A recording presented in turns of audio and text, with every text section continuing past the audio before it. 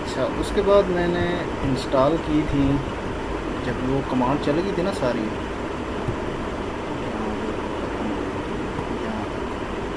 यहाँ तक वो कमांड एंड हो गई थी npm इंस्टॉल वाली। एंड होने के बाद फिर मैंने चलाई थी आयोनिक सर्व, ठीक है, इसी फोल्डर में। ठीक है, तो अपनी ऐप जो है ना वो पहले कंपाइल होते रहे पैकेजेस सारे, फिर उसके बाद रन हो गए ब्राउज़र में। यहाँ पर सारे इंस्टॉल करके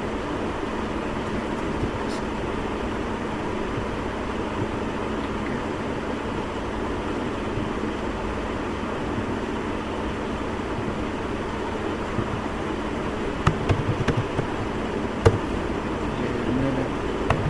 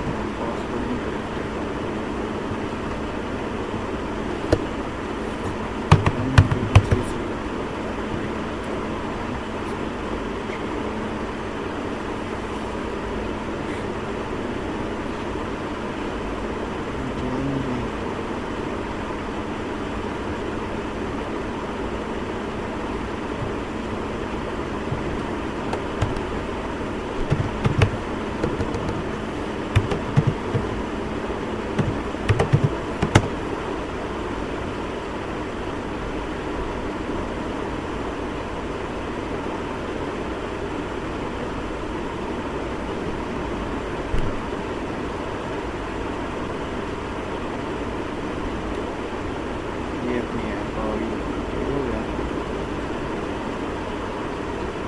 इसके जाते हैं कोड में,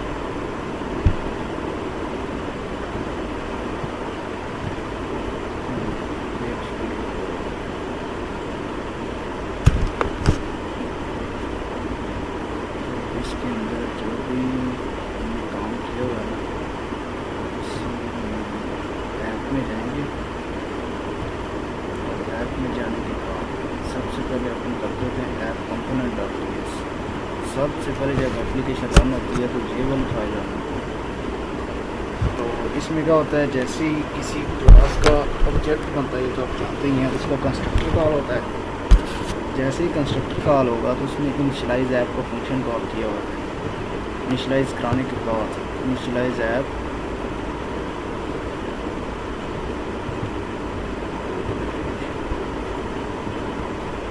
नीचे पड़ा होना function, just dot initialize app. ये जस्ट कुछ भी नहीं है, ये ना कलर सेट हो रहा है ऊपर स्टेटस बार में, ठीक है, और बेसिक सेटअप।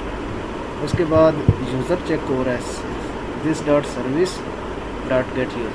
सर्विस कौन सी है, यूज़र की सर्विस। सर्विसेज से सारा काम चला रहा हूँ मैं। तो यूज़र चेक करेंगे कि अगर उसकी टाइप एडमिन है तो उसको टैब 2 पे ले जाए, अदरवाइज़ उसको टैब 1 पे। टैब 1 अपनी डिफ़ॉल्ट ऐप है, और जो है टैब 2 ये एडमिन के लिए। बट ये चेक अभी इस ऐप में हम नहीं लगाएंगे क्योंकि हमारा एडमिन पैनल अलग है, ठीक है, ये नहीं चलेगा। तो आई मीन चलेगा तो सही, बट ये फंक्शन हम कहीं से कॉल नहीं करेंगे, ठीक हो गया। उसके बाद आते हैं टैब 1 में। टैब 1 में हमारी बुक्स डिस्प्ले हो रही हैं। तो उसका तरीक़ाकार कुछ यूँ है कि ये बुक्स की अरे बनी हुई है और सर्च बुक्स की, दोनों में ऑलमोस्ट सेम ही डाटा पड़ा होता है। लेकिन जब सर्च होती है ना तो मैं फ़िल्टर करके बुक्स इसमें रखवाता हूँ, वैसे ओवरऑल सारी बुक्स यहाँ पे पड़ी होती हैं। तो ये जो सर्च बुक्स और बुक्स है ना, इसको हम डाटा कलेक्टर से पहले गेट करते हैं फायरबेस से, जैसे ही ऐप लॉन्च होती है। तो इसमें जाते हैं, पहले हम लोड डाटा। जैसे ही ये पेज 1 पे आता है यूज़र, तो सबसे पहले data collector dot get value dot subscribe. ये जो गेट वैल्यू डॉट सब्सक्राइब है ना, ये एक ऐसा फंक्शन होता है जो हमें जैसे ही फायरबेस से वैल्यूज़ आती हैं ना, हमें इन्फॉर्म कर देता है कि मेरे पास वैल्यूज़ आ गई हैं। तो हम क्या करते हैं, उसी टाइम डाटा कलेक्टर सर्विस से जाके बुक्स उठा लेते हैं। ठीक हो गया। तो लेकिन उससे पहले जो हमारा फंक्शन है गेट बुक्स वाला, ये डाटा कलेक्टर सर्विस में, वो हमें कॉल भी करना पड़ेगा। तो डाटा कलेक्टर सर्विस में जाता हूँ मैं, तो इसमें जाकर देखता हूँ क्या है। सबसे पहले जैसे ही ये सर्विस क्रिएट होती है, तो ऑल बुक्स का फंक्शन कॉल होता है, और उसमें क्या होता है, हमारी बुक्स लोड हो रही हैं। ये क्यूरी है फायरबेस की। तो बस इस पूरी ऐप में आपको समझना ये है कि फायरबेस की जो क्यूरी है ना, वो कैसे चलती है। ठीक है। फायरबेस डॉट डेटाबेस, इसका मतलब है कि ये आपका ऑब्जेक्ट है जो इस क्यूरी को रन करेगा। आगे हम उसे दे रहे हैं रेफरेंस। रेफरेंस क्या है जी, बुक्स। मीन्स कि रियल टाइम डेटाबेस में जाओ, यहाँ पे ये भी लोग,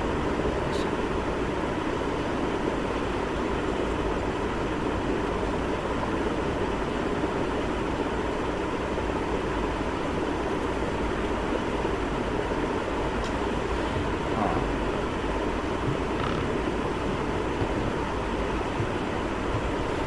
तो हम असल में क्यूरी ये चलाना चाह रहे हैं कि नोड जो है हमारे पास बुक्स की लोड कर ले, या क्या चल लगा है इसका। ये है बुक्स की नोड पे जाओ, वहाँ पे जाके जितनी भी बुक्स पड़ी हैं सारी ले आओ। ठीक है। और अगर हमने कोई स्पेसिफिक बुक उठानी होती तो उसकी आईडी देते हैं, जैसे ये है, ये उसकी आईडी है। तो अब हमें आईडी नहीं देनी, बस ऑन वैल्यूज़ मीन्स सारी वैल्यूज़ गेट करके बुक्स जो हमारे पास पड़ी हुई हैं उनको खाली कर देंगे। अगर उसमें पहले से कोई पड़ी हुई हैं और यूज़र ऐप को रीस्टार्ट करता है या रीलोड करता है, तो उस सूरत में हमने क्या करना है, सारी बुक्स को पहले खाली कर देंगे ना अरे को, ताकि फ़्रेश डाटा हमारे पास आए। ठीक है। तो अब जो हमारे पास डाटा आ रहा है सारी बुक्स के लिए, हम क्या कर रहे हैं कि एक बुक का है उसको एक एक करके उसको बुक्स के एरिया में पुश करा रहे हैं। तो जैसे ही डाटा लोड हो जाएगा, उसके बाद सेट वैल्यू डॉट डाटा, कुछ भी ये जो सेट वैल्यू वाला है ना फंक्शन, ये असल में होते हैं क्या बोलते हैं, बिहेवियर सब्जेक्ट। इनको हम ना सब्सक्राइब कर सकते हैं। ये हमारे लिए रिमाइंडर का काम करते हैं। लाइक जैसा हमारे पास डाटा आएगा ना, हमें उसी टाइम बता देंगे कि भाई हमारे पास डाटा आ गया। इसमें वैल्यू सेट और गेट कर सकते हैं। लाइक ये कलेक्शन डॉट नेक्स्ट, कोई भी वैल्यू है, डमी वैल्यू कुछ भी देगा।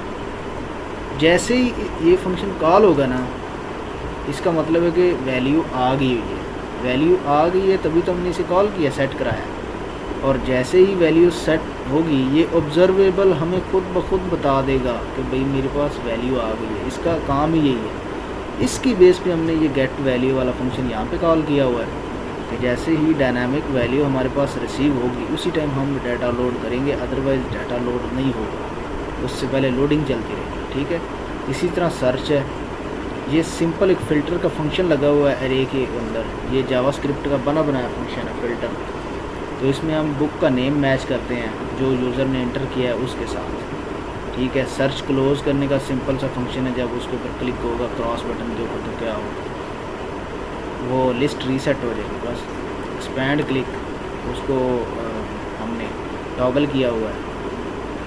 अब ये कोड कमेंट हुआ हुआ है, इसका कोई फ़ायदा नहीं है क्योंकि ये हटा ही दिया गया। इसी तरह जो बुक आ जाते हैं टैब 2 पे,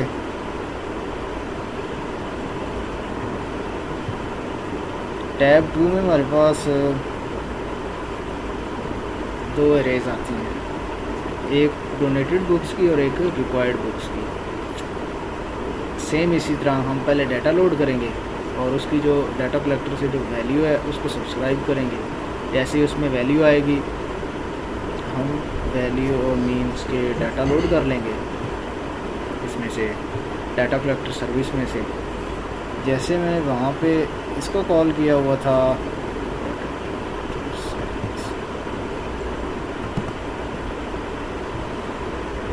जैसे मैंने गेट ऑल बुक्स को किया हुआ था कॉल, इसी तरह इसको भी किया हुआ गेट यूज़र बुक्स। इसी तरह गेट यूज़र बुक एक स्पेसिफिक यूज़र यानी कि यूज़र की यूआईडी में उसे पास कर रहा हूँ, ठीक है, और उसको बोल रहा हूँ क्यूरी में कि भाई इस रेफरेंस में books dash UID, books dash means के ये वाला बुक्स डैश ये यूज़र की आईडी है, ISIZD ये VX ये जो लंबी चौड़ी बनी हुई, ये किस यूज़र की भला बुक्स आ रही हैं, इस वाले ये उसकी आईडी यहाँ पर भी पड़ी हुई है मीन्स के ये मैंने अपनी आईडी से बुक्स डाली।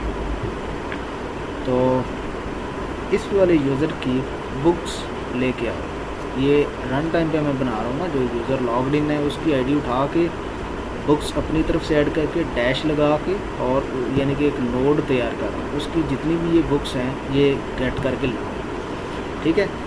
अब इनमें मैंने क्या किया, हर एक बुक में से उसके बुक डॉट पर्पज़, अगर उसका पर्पज़ डोनेशन है तो उसको डोनेटेड बुक्स में रख दो, अदरवाइज़ रिक्वायर्ड में रख दो, ठीक है। इसी तरह क्रिएट ग्रुप, ये बुक्स के ग्रुप बनाने के लिए ये यूज़ होता है, ठीक हो गया। तो ये ना जावास्क्रिप्ट का बना बनाया एक फंक्शन होता है जिसमें एरे और की वैल्यू आप पास करते हो, तो वो ना ग्रुपिंग कर देते हैं एरे में। जैसे हम डेटाबेस में ग्रुप बाय की क्यूरी नहीं लगाते, ये फंक्शन सेम वही काम करता है। तो जावास्क्रिप्ट में ये काम हम क्यूरी से भी कर सकते हैं और ये फंक्शन से भी कर सकते हैं। तो इसमें क्यूरी में नहीं किया हुआ, ये फंक्शन से किया हुआ, ठीक है। क्यूरी में मैं ट्राई करता रहा हूँ, मुझसे नहीं हुआ तो मैं छोड़ दिया। अब आते हैं नेक्स्ट, इसी तरह गेट यूज़र बुक्स हो गया ना। अच्छा, ऐप में तो हो रहा था भाई लाले इतना सा काम, उसके अलावा जो भी काम हो रहा है ना टैब 3 में हो रहा है और पेजेस में हो रहा है। टैब 3 में भी हम जाकर देख लेते हैं उसमें क्या पड़ा हुआ है। टैब 3 में जाते हैं और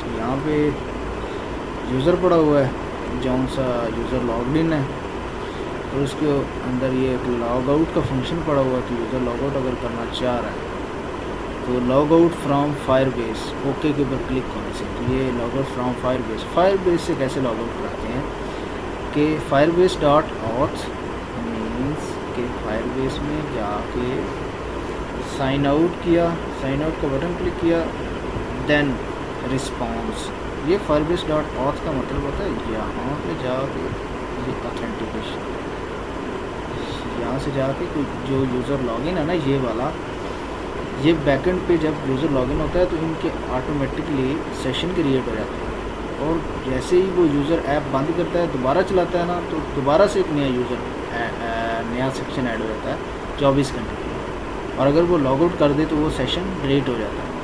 तो इसकी सरदर्दी हमें नहीं लेनी कि ये कैसे करते हैं, ये फायरबेस जाने और उसका काम है। जस्ट आपको ये करना है कि फायरबेस की ऑथेंटिकेशन से लॉग आउट करा देना है, ठीक है। वो कराते कैसे हैं वो उनके साथ, ठीक है।